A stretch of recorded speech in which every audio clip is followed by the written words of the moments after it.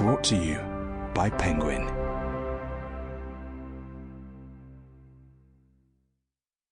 Odd Boy Out. Written and read by Gyles Brandreth.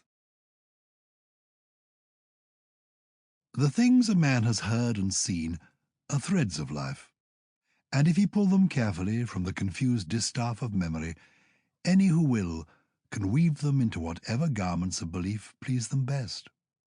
W.B. Yeats. Best trust the happy moments. What they gave makes man less fearful of the certain grave, and gives his work compassion and new eyes.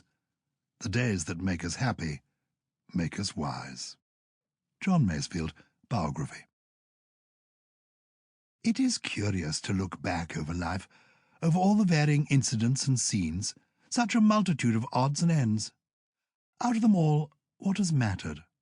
What lies behind the selection the memory has made? What makes us choose the things that we have remembered?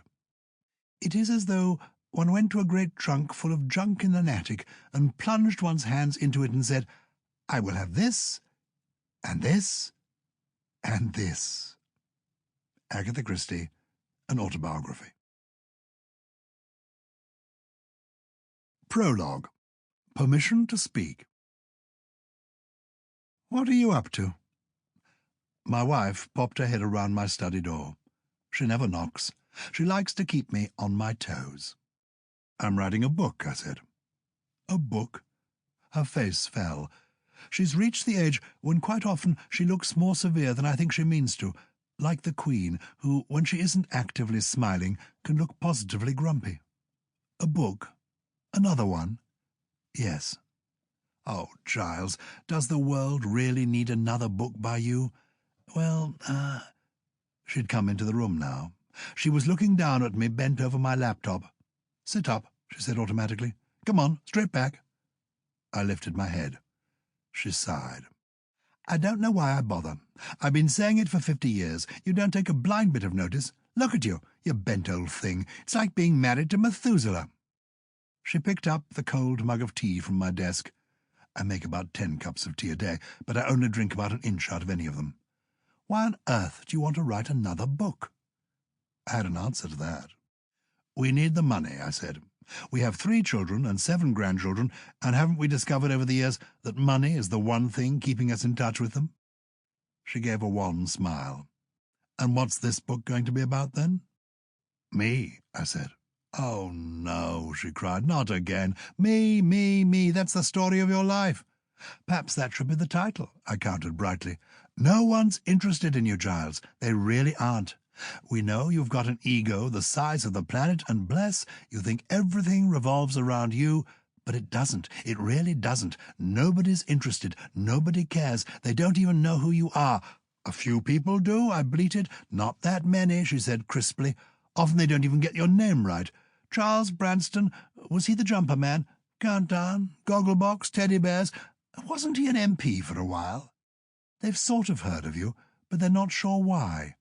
She was warming to her theme now. Come on, Gyles. Why would anyone want to read your memoirs? Not memoirs, I said quickly. More memories. Growing up, leaving home, that sort of thing. We all have memories, don't we? And never mind whether they know me or not, some of my memories might chime with theirs. That might interest them. She paused. She put the mug of cold tea back on my desk. Memories. She looked at me, not unkindly. And what's your very first memory, then? Her question startled me. I don't believe she had ever asked me that before, and we've known one another a very long time. We met at 3 p.m. on Thursday, 6 June 1968. I wanted her in that very moment, at that instant. I pursued her from that afternoon onwards, relentlessly. She's still here because she's immensely tolerant. I'm still here because I haven't caught her yet. My first memory, I said. I hesitated. The coronation, I suppose, June 1953. I sort of remember being on my father's shoulders in the streets, in a crowd waving a flag. It was raining. Sample complete. Ready to continue?